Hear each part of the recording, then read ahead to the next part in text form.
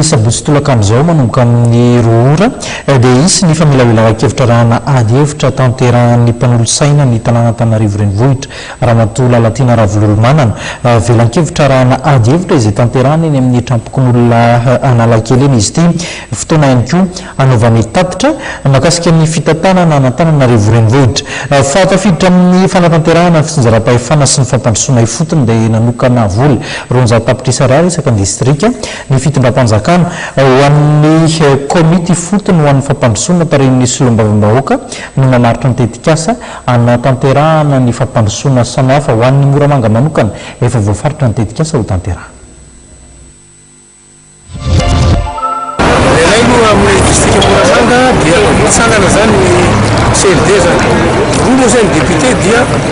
régime co-présidence zany no nataonay zany co-président efa misy ny vice-président be-tanàna dia misy rapporteur ao anatin'ny bureau zany nataonay résidence société civile dia lara-pahamehana zany dia voalohany aloha ny resaka lalana zany no resaka satria misy lalana efatra zany zay mampikaikeky amin'ny vahoaka dia ny lalana makany Mandelasa, makany Fererana, makany Anakato dia makany Parasy io zany ny mampikaikeky amin'ny vahoaka dia misy koa zany tapany amin'ny lalana makany Isy-Benana misy 10 kilometra zay anay izy io ary anisan'ny tena fa diranova na mijaly dia mijaly mihitsy indrindra nandritra ny fotoana sy ny morana satria namorana foana na stapana tamoramana misy helikely dia tena nany camion za difitra ny lavaka dia mijaly olona misy maty aza dia ranjaina dia saika mandeha moto ny olona aza mandeha fa misy camion za tsy afaka 4x4 moa tsy lazaina tsony zao zany efa mamaina aloha ny andro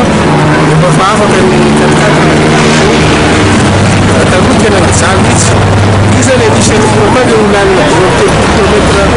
mampisasaka ny Isy-Benana sy Moramanga io anatin'ny commune Mbobaly